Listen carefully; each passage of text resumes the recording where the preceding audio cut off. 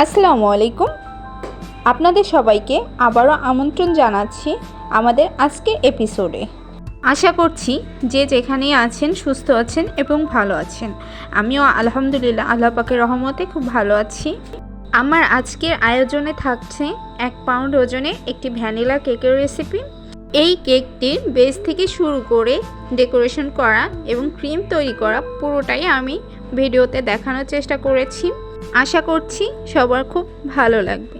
তো চলুন চলে যাই মূল রেসিপিতে। প্রথমে আমি কেকের বেসটা তৈরি করে নেব। সেজন্য একটা স্ট্রেনারের উপরে 1/2 কাপ ময়দা দিয়ে দিচ্ছি। এখানে আটা দিলেও চলবে। তারপরে দিয়ে দিচ্ছি 2 টেবিল চামচ কর্নফ্লাওয়ার। এখানে আমি ফ্ল্যাট করে নিয়েছি, দেখতেই পেয়েছেন। আমি এখানে মেজারমেন্ট কাপের কথা বলছি, গ্রামের মাপটাও আমি স্ক্রিনে দিয়ে দিয়েছি। তারপরে দিয়ে দিচ্ছি 1/2 টিস্পুন ভ্যানিলা পাউডার ও 1/2 টিস্পুন বেকিং পাউডার ও 1/4 টিস্পুন বেকিং সোডা। এখানে আপনারা চাইলে পাউডার মিল্কটাও অ্যাড করতে পারেন। এবং সব শেষে আমি সামান্য লবণ দিয়ে শুকনো উপকরণগুলো চেলে নিচ্ছি। এখানে 2-3 বার করে আমি অফ স্ক্রিনে চেলে নেব। তারপর শুকনো উপকরণগুলো একটা সাইড করে রেখে দিয়ে এখানে আমি 2টো রুম টেম্পারেচারে থাকা ডিম নিয়ে নিয়েছি। এবার ডিমগুলো থেকে কুসুমটা খুব আলতোভাবে সরিয়ে নিচ্ছি যাতে কুসুমের হলুদ অংশটা থেকে না যায়। এরপরে আমি একটা ইলেকট্রিক বিটার দিয়ে প্রথমে লো স্পিডে বিট করে নেব 1 মিনিটের মতো। তারপরে দিয়ে দিচ্ছি এখানে পাউডার সুগার। এটা আপনারা চাইলে ব্লেন্ডারে অথবা শিলপাটাও গুঁড়ো করে নিতে পারেন। আবার চাইলে এখানে আস্ত দানা চিনিও ব্যবহার করতে পারেন, সেক্ষেত্রে কিছুটা টাইম বেশি লাগবে বিট করতে। আমি 1/2 কাপ চিনি দিয়ে 2-3 মিনিটের মতো বিট করে নিয়েছি। তারপরে আমি দিয়ে দিচ্ছি একটা ডিমের কুসুম। এখানে আপনারা একসঙ্গেও দিতে পারেন। আমি একটা দিয়ে 30 সেকেন্ডের মতো বিট করে নিয়েছি।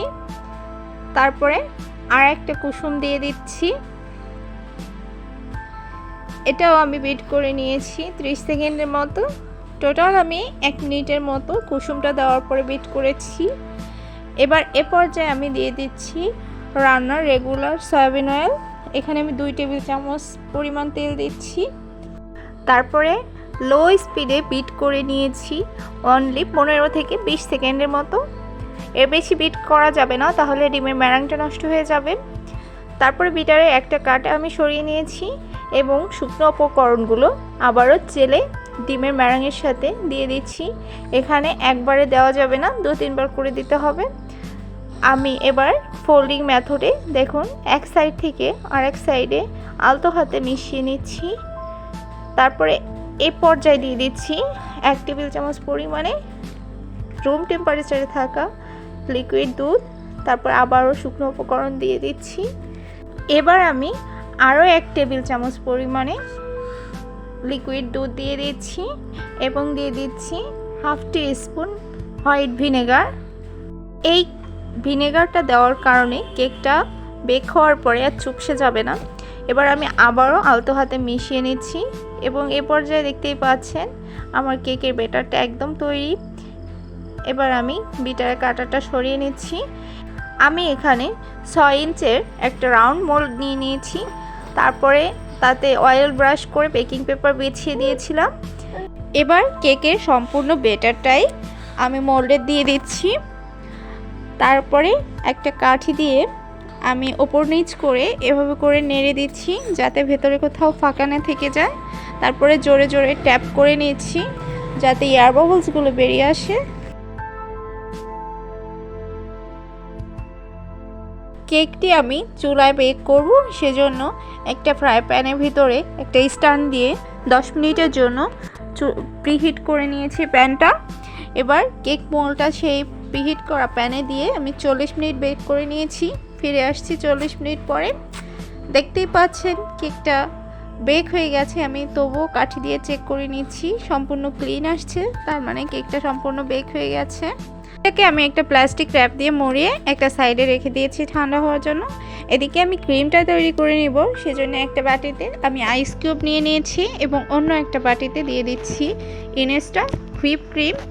আমি এখানে 1/4 কাপ হুইপ ক্রিম নিয়েছি এবং দিয়ে দিচ্ছি 1 table spoon homemade icing sugar এবং দিয়ে দিচ্ছি 1/4 টিস্পুন ভ্যানিলা পাউডার। তারপর আমি ইলেকট্রিক বিটার দিয়ে বিট করে নেব 1.5 থেকে 2 মিনিটের জন্য। আমি এই ক্রিমটা আজকে ফার্স্ট টাইম কেক ডেকোরেশনের জন্য ব্যবহার করছি, সেজন্য ক্রিমটা সম্পর্কে আমার কিছুটা আইডিয়া কম ছিল। আমি ভিভো হুইপ ক্রিম ব্যবহারের ক্ষেত্রে আমি 4 থেকে 5 মিনিটের ভিতরে ক্রিমটা সম্পূর্ণ স্টিফ হয়ে যেত, সেজন্য আমার কিছুটা বুঝতেও বাকি ছিল যে এই ক্রিমটা সম্পূর্ণ আলাদা। এখানে আমার প্রায় 10 মিনিটের মতো লেগেছে ক্রিমটা স্টিফ করতে। এ পর্যায়ে আমার ক্রিমটা স্টিফ হয়ে গেছে, দেখতেই পাচ্ছেন। তারপর আমি কিছুটা পার্পল কালার মিশিয়ে মিক্সড করে নিয়ে একটা পাইপিং ব্যাগে সেট করতে নর্মাল ফ্রিজে রেখে দিচ্ছি। এদিকে আমি কেকটা মোল্ড আউট করে নিচ্ছি। এবার আমি উপর থেকে বেকিং পেপারটা তুলে নিচ্ছি। ফ্রেন্ডস, আপনারা খেয়াল করুন কালারটাও যতটা সুন্দর এসেছে কেকটাও ততটাই স্পঞ্জি হয়েছে। এবার আমি দুটো স্লাইস করে কেটে নিচ্ছি একটা ব্রেড নাইফ দিয়ে। ফ্রেন্ডস, যারা এখনও আমার চ্যানেলটি সাবস্ক্রাইব করেনি প্লিজ আমার চ্যানেলটি সাবস্ক্রাইব করে রাখবেন এবং বেল আইকনটি ক্লিক করে রাখবেন, এবং অলরেডি যারা সাবস্ক্রাইব করেছেন তাদেরকে জানাই অসংখ্য ধন্যবাদ। এভাবে আমার এই ছোট্ট পরিবারের পাশে থাকবেন, সাপোর্ট করবেন। এবার আমি কেকটাকে দুটো স্লাইস করে কেক বোর্ডে ক্রিম লাগিয়ে নিচ্ছি এবং একটা পার্ট দিয়ে দিয়েছি, ওপর থেকে দিয়ে দিচ্ছি সুগার সিরাপ। আমি এখানে 1/4 কাপ পানির সাথে 2 টেবিল চামচ পরিমাণে চিনি অ্যাড করে সুগার সিরাপটা তৈরি করেছিলাম সেটাই দিয়ে দিয়েছি। তারপরে একটা রোজ নজল দিয়ে উপর থেকে ক্রিম দিয়ে দিচ্ছি। তারপরে একটা প্যালেট নাইফ দিয়ে আমি ক্রিমটাকে সমান করে তারপরে উপরে আর একটা পার্ট দিয়ে দিচ্ছি।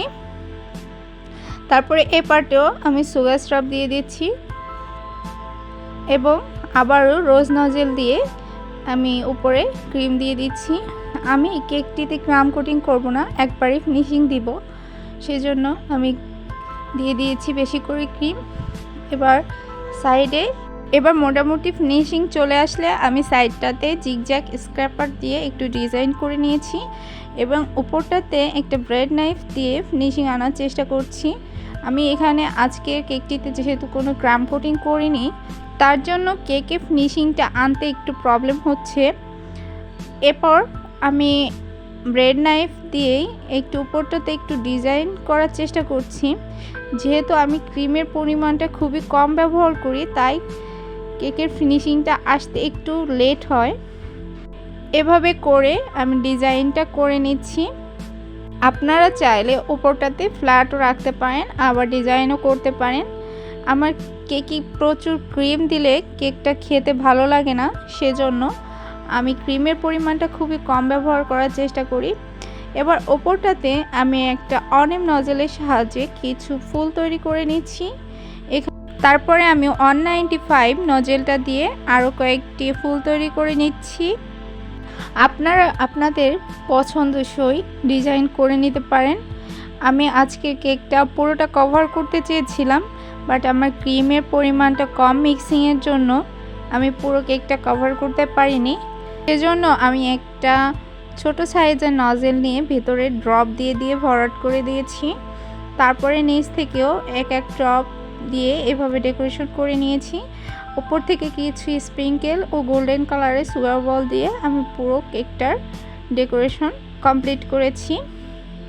এবার আমি কেকটিকে নর্মাল ফ্রিজে রেখে সেট করে নেব। তারপরের দিনের ফাইনাল লুক দেখতেই পাচ্ছেন কতটা সুন্দর কালার এসেছে। সো ফ্রেন্ডস, আমার আজকের রেসিপিটি আপনাদের কেমন লাগলো অবশ্যই ভিডিওর কমেন্ট বক্সে জানাবেন। ভালো লাগলে লাইক দিবেন, ফ্রেন্ডস ও ফ্যামিলির সঙ্গে শেয়ার করতে পারেন এবং চ্যানেলটি সাবস্ক্রাইব করে রাখবেন আরও এমন নিত্য নতুন রেসিপি পেতে। আল্লাহ আমাদের সবাইকে ভালো রাখুক, সুস্থ রাখুক, এই কামনায় আজকের পর্ব এখানেই শেষ করছি। দেখা হবে নতুন কোনো পর্বে, ততদিন সবাই ভালো থাকবেন, সুস্থ থাকবেন। আল্লাহ হাফেজ।